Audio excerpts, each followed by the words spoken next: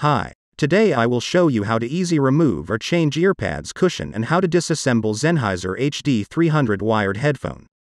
The pads are similar to the Sennheiser HD4.50 model.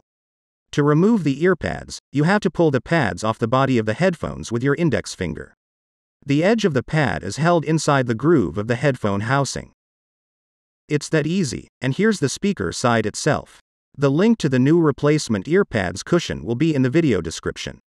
Now I will show you how to disassemble the Sennheiser HD300 headphones.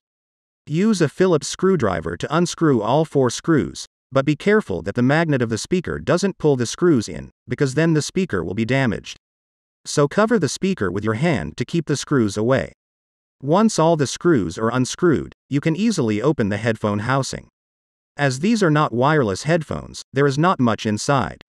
I will show the color wiring. Maybe someone can use it when repairing these headphones. Put the speaker housing back on top and screw the headphones back on, but remember about the speaker magnet. The earpad cushion seam should be down. The target is to get the edge of the earpad into the groove of the headphone housing. I start by putting the edge of the earpad into the top part of the headphone housing. With one hand pull the edge into the groove, with the other hand hold the already pulled edge, so that it doesn't slip out. This way, slowly moving forward, the whole edge of the earpads will be in place. At the end, you can rotate the earpad itself a little, so that it slips into the groove better. That's all. If you have any questions, feel free to write it below this video.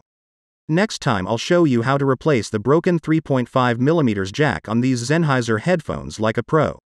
I'll be glad to see you hit the like and subscribe buttons for other useful money-saving videos. I wish you good health.